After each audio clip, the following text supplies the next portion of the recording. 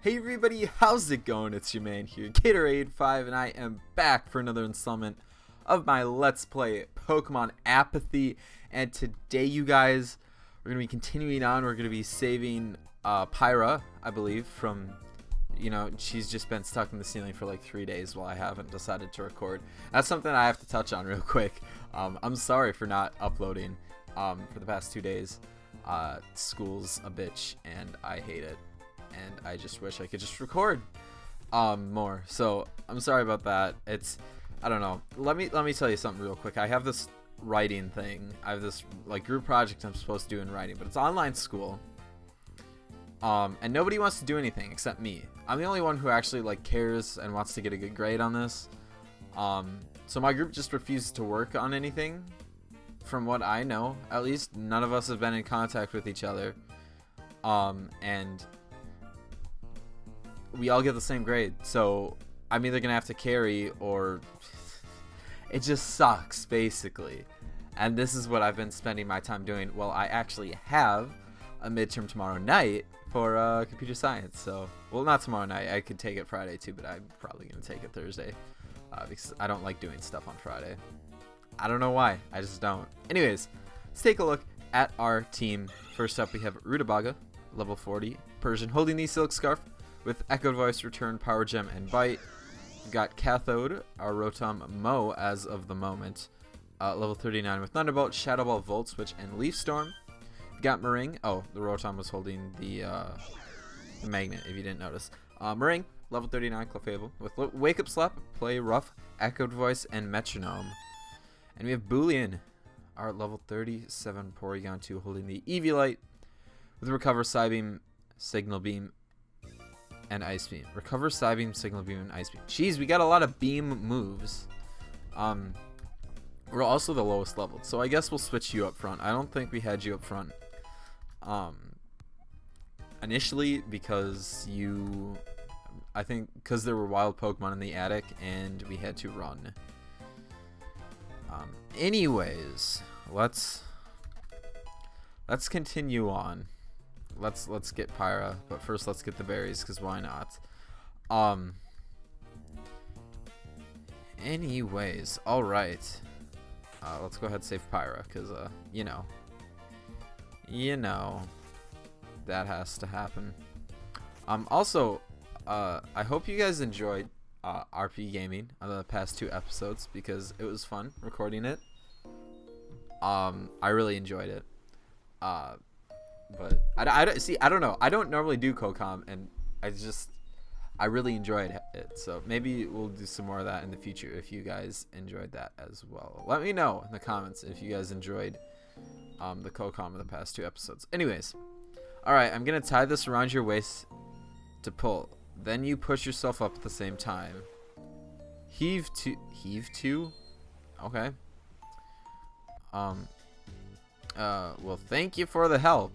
Yeah, no problem. So, what are you up to now? I'll have to think twice before I try messing with the things in the attic again. So for now, nothing. I see. See ya. I get the sense Pyra is going to be mad for a bit longer. I'll probably have to demonstrate that I've changed or something predictable like that. Black. Speaking of changing, I should head home and switch out my clothes for dinner tonight. Is there dinner tonight or something like that? I honestly have no idea. The only thing I remembered from the last time I recorded, which was Saturday, was that I need to, we needed to get Pyra out of the attic. But maybe there's a dinner. Who knows? Is my dude? Yep, he's still there. He's still just there, grinding away. Do we do this? I don't know what we need to do to change clothes. Do we need to like take a shower or something? I'll probably nope, just kidding. What's the to-do list looking like then? What are we looking like? Yeah, use. What's going on with me? Okay, ongoing dinner. Get changed and get changed and to the beach for dinner with Mikhail. Okay, wait, are we eating I honestly don't know. Do we need to do this? Probably not. Nope. Oh, do we need to go down to the laundry room and get our clothes? Is that what we need to do?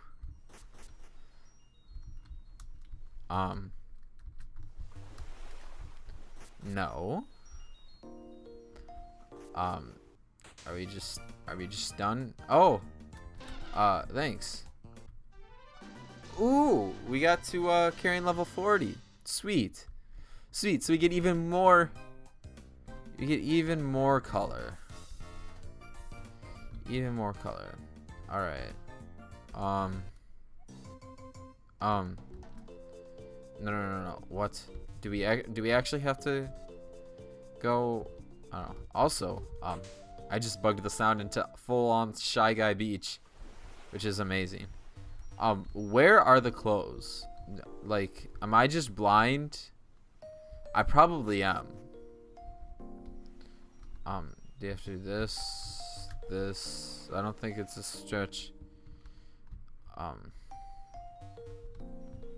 Where are the clothes? Oh, right here maybe? Yes. Oh, we are going on a date. Okay, that was like my whole prediction. Not like that's what I was guessing. Anyways. Wait, Cygnus now is done with the simulation. What's up with the change of clothes? I have a date with Mikhail. You're dating? Hey, you've only been freeloading here less than a week. There's plenty you don't know about me. I don't know, you just don't act like you are. Is it a secret? Nope. Huh. You're right about the don't know part. I guess my mom was sort of justified in the background check thing. Oh, no. Hey, just what have you been telling your parents about me? Not all that much. My mom's just like that. And maybe I mentioned the simulation in passing. Why would you do that? Hey, just like you dating Snow Cone Guy, it's not like it's a secret. Besides, I'd get in so much trouble if I lied. We need to up our morale with this dude, so we'll say I understand. I'm just protective of it. With creeps like Team Sim around, I wouldn't want anything to happen to it. Right, makes sense.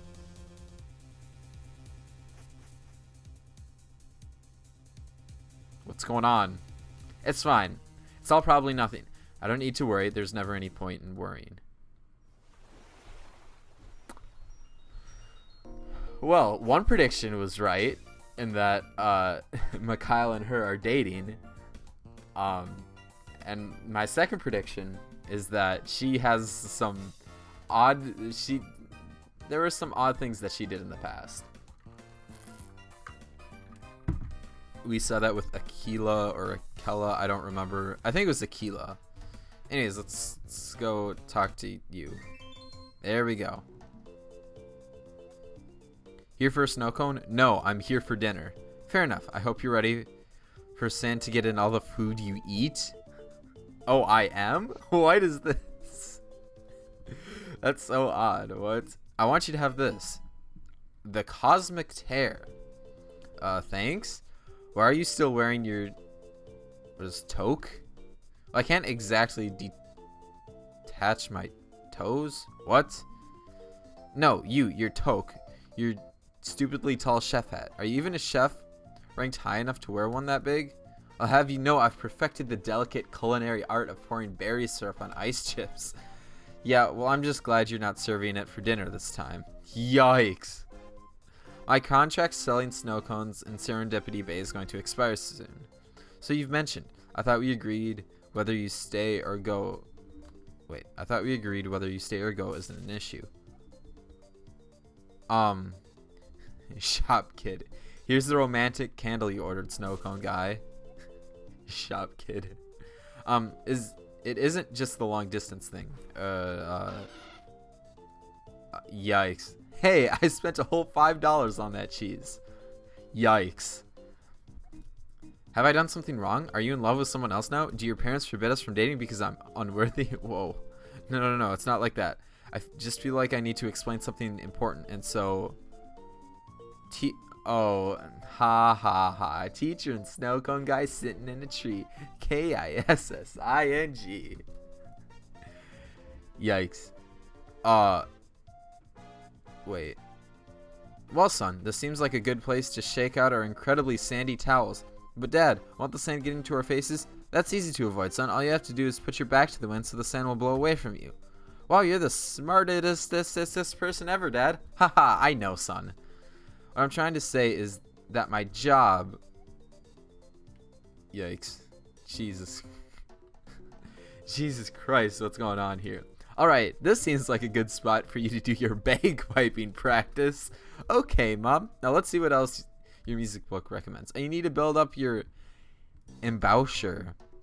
And playing as loudly as possible is a good way to do that. Ditto with playing the drums.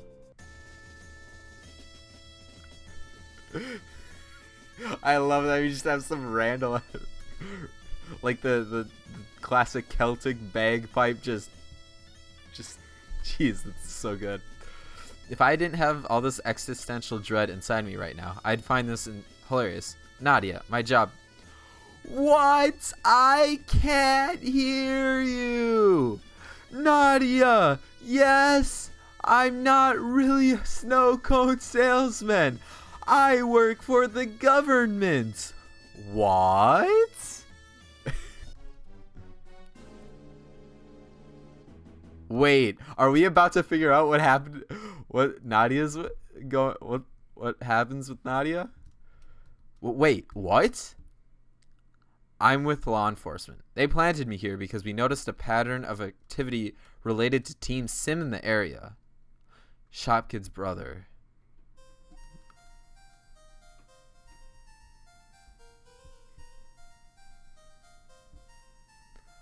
I love this music.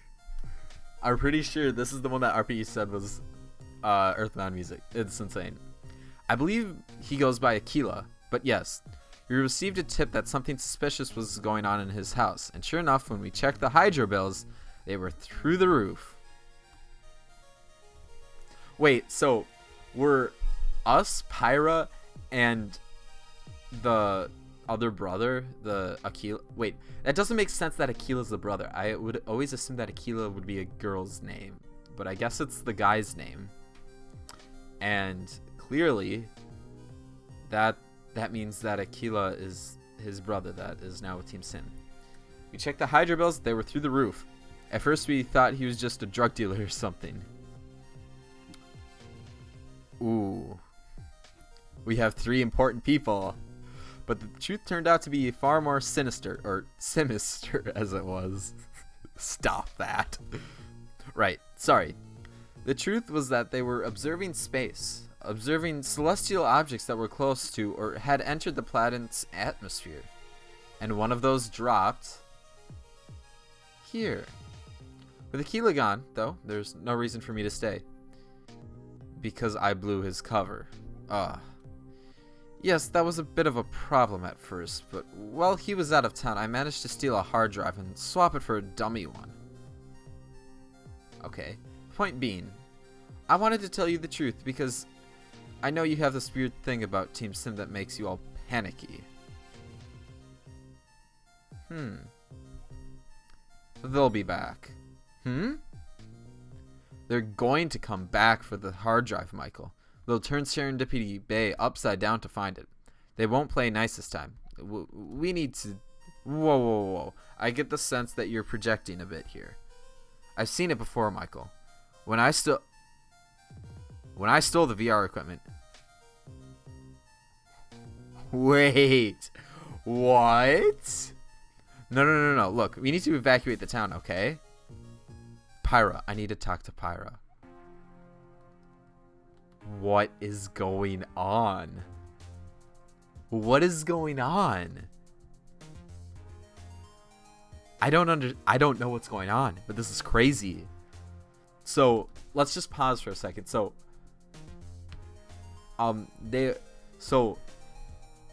we know that Nadia stole the equipment. the VR equipment from something. We don't know who, we don't know what. But we just told Mikhail, who is our boyfriend / works for the government, that we stole something. This is odd. Nadia, Pyra, Team Sim is on the way.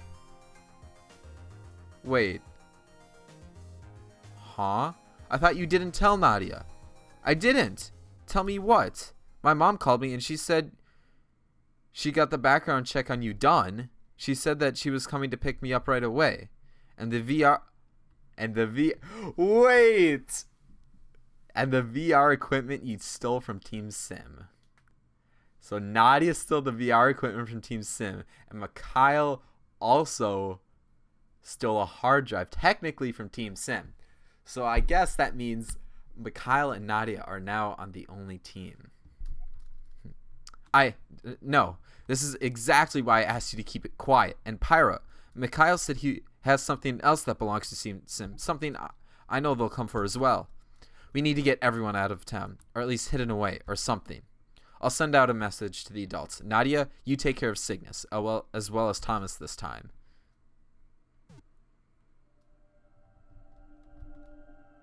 This music. Oh my god, what is going on? This is crazy. We're like 15 minutes into the episode. Longer than that. And we haven't even battled yet. What is going on? I love this because I don't know, so far, if this game keeps up, this is going to be my favorite fan game that I have ever played. I don't know, it's so good. It's that none of the main characters, no character in this game is perfect. I love it. It's I don't know, it's such a deep story. I don't know, I feel like this is so intricate, and for a game like this to be made in 6 weeks is incredible. Crazy. Okay, calm down. What do we need to do? Literally, wait, what is blue? I don't know what that is. Well, anyways, I feel like we need some help. They threw it. Wait, no, we already knew that. Okay, I wonder if that guy. Wait, okay, here we go. There's no point in that now. I know they're coming. Really? Why'd you do that? I'm just waiting for this meteorite to just happen. Just something with the meteorite is going to happen, and it's going to be crazy. Okay, I should probably... It's not that I'm stalling, it's just odd. I'm sorry. Well, it doesn't matter. They were going to come anyways. It's probably a good thing that they know. Do we need to go get Shop Kid? There's no... Wait. I was not trying to do that. Okay, I'm pretty sure... Come on, kid, let's go. Where are we going? Away. You're running away? Yep, we're not fighting those creeps. What about Thomas? Are we just going to leave him? I already told Shop Kid to make himself scarce. Last I saw, he and his Craigsire were surfing away. Oh. Now it's our turn to leave. We just ordered rides? Okay, good. Looks like our rides are here. Wait, Nadia, wait. Let's head out. We're going to leave just like that? You can stay if you want. No, I don't want to be here when my parents arrive. They're terrible. They may be trained non-stop. To them, everything is about Team Sim. I have to be strong enough for Team Sim. I have to... It's alright, kid. I understand. But we've got a lot of ground to cover if we don't want Team Sim to catch up to us. Okay. I trust you. God, this is so good. This is so good. Carrying count 43. Cygnus's trust -2. Wait. Is this the end of the game? Is this the end of the game just like that? You didn't connect with the community of Serendipity Bay enough. Why would you protect the town you care so little for? Things were rocky with Cygnus. Well, you tried to be nice to him. It wasn't always enough. Still, you escaped together. But so long as the kid is with you, you'll have to keep running from Team Sim. That's the end of the game? Holy shit.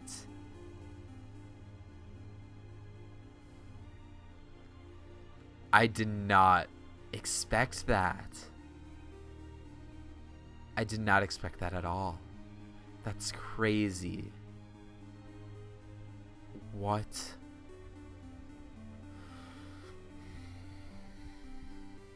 Wow.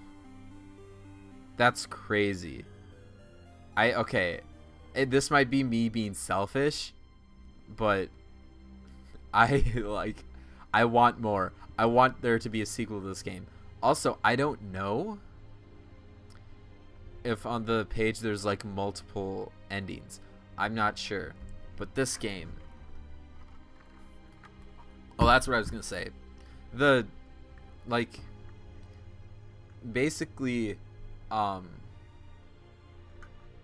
Basically I didn't think Pyra getting stuck in the ceiling would be like an important thing. Like that it's just so close, just like that, to the end of the story. This is crazy. This is such a good game. I'm gonna let the credits roll.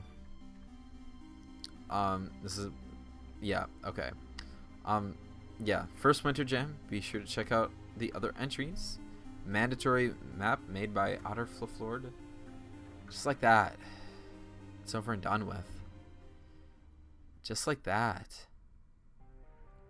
Hey guys, Cade here. I know I'm cutting into your video right now, but basically the rest of this video was going to be just kind of me reviewing a game, and I've been wanting to do this little bit different thing that I'm going to be doing right now, and that's doing like an actual review with some notes that I've written down, and I will be making a different video explaining my review process, because I've actually kind of rated everything out of a score that ends up totaling to something out of 38 points, and I'll explain my reasoning for point totals in my like why each category has a possible amount of points in that video. But this end of the video review is just going to be the ratings, and why I think that has that. So you guys you guys heard earlier probably me saying that Apathy is my most favorite fan game that I've ever played, and I agree with that, and I've made my rubric, and it holds up. So first thing that I put down, the most important thing in my opinion to a fan game, is story, because I think main series Pokemon games, especially now, don't really have a story. So looking at Pokemon Apathy's story, 10 out of 10. If I could do 11 out of 10, I'd probably do 11 out of 10. It has better storytelling than most Pokemon main series games. The only ones that I would say maybe have better than this are maybe Black and White and Diamond and Pearl, but that also might just be a nostalgia factor for me. So who knows? The point is, I really like the storytelling here. I was really into the story, especially when it kind of heated up towards the end. Something else is that it has a unique story premise. There hasn't really been this kind of like one town, kind of just let's all band together as one town and do this whole game in one town before as a Pokemon game, because Pokemon is normally about adventure. But it was amazing to see everything that was pulled off here, even with just that one town, and I'll talk about that later. Something that I really liked about a story, and I really like about stories just in video games in general, this is why I like Red Dead, this is why I like God of War so much, is that no character is perfect. Every character has their flaws, and you as the player need to sit here and kind of sift your way through each character, their beliefs, what they say and how they say it, and you need to figure out for yourself what you believe. And I think that is very it's so good, and I love it, and this game does it so well. And then finally, the last point I did for story is that Team Sim as an evil team actually feels threatening. It feels like they can just completely demolish you, and that is represented very well in the story as well. So I think that I could probably go on and on about the story, but my goal here isn't to ramble. My goal is to get out a good review, and kind of just establish this review process of mine. So the next thing I have down is music. It's 5 out of 5. Every single piece of music matches the situation. I really enjoyed how music is taken from franchises that are not Pokemon, and they're brought into Pokemon, and as I said, every piece of music matches the situation that goes on with it, and that is something that I don't think can be said with a lot of games. I would say it's easier probably to get a perfect score on music if you have custom music, but that, as shown here, is not like the only way to get a perfect score on music. So as long as everything matches the situation, which it does like perfectly here, I'm gonna give you a 5 out of 5. Difficulty is 5 out of 5. At first glance, maybe it doesn't seem like the game's that difficult, but like, here's my thoughts. Though the game's not very battle heavy, every battle seems important. You're doing something every time you battle, like actually a trainer battle, not wild Pokemon, of course. If there are battles that are too difficult, you do have that training simulator, or you have the sewers later in the game to access, to grind if you need to do so. Battles have good difficulty. I lost one battle, but that was a very important battle. I'm pretty sure that was like the last battle that you do. Every battle seems important. All the battles seem to have basically the right amount of difficulty. I'm not trying to lose every battle, but I'm not also trying to walk through the park not thinking about what I'm doing. So I really enjoyed that. Now, here's the one thing that I took 1 point off with, which is the region, which is a 4 out of 5. And you can get mad at me because I really enjoyed the town, and as I said before, it was amazing everything you could do in one town. This town seems so small on the outside, but once you go through the game, there's like so much to do in this town. Even though it just seems so small, there's only 5 houses and you can do this much in the town. It's amazing.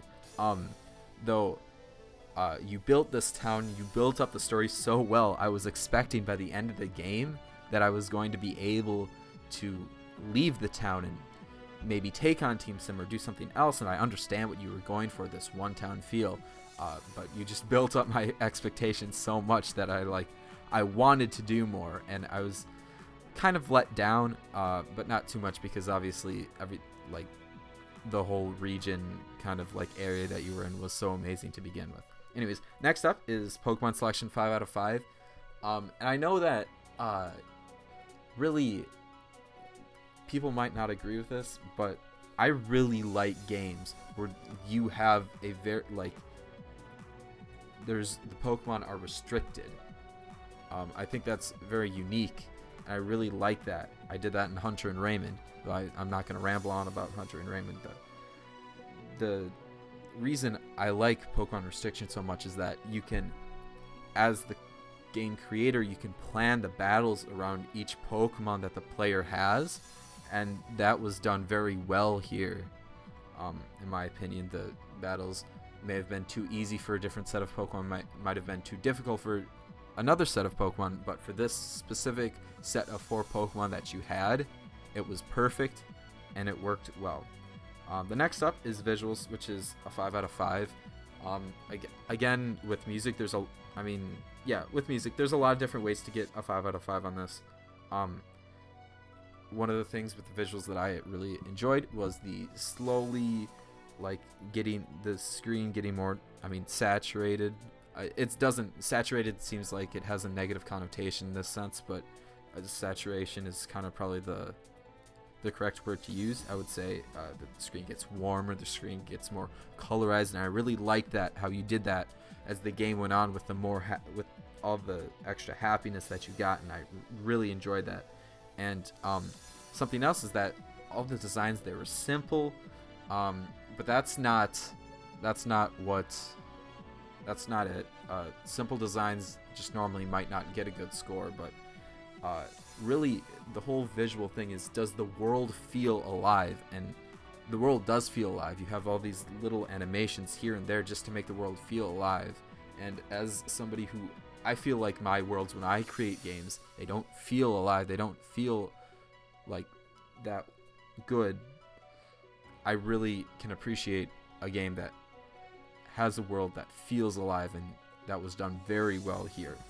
And then finally, this is where you get the weird score of 38 with quirks. I gave it a 3 out of 3. Now I gave quirks a possible points of 3 just because if you don't really have any quirks, I think you're kind of missing out. But then again, if you have like a perfect game, but if you're gonna get a 35 out of 38 because you're perfect on everything except quirks, you need to go back and look at it, because you probably actually have some quirks that you just didn't notice.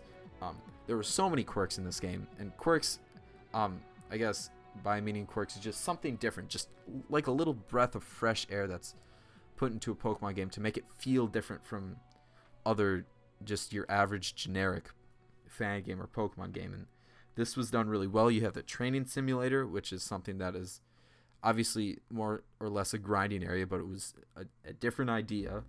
You have crafting, which I've heard is part of like Empyrean and other games, but still it's kind of a new idea for me, so I really appreciated that.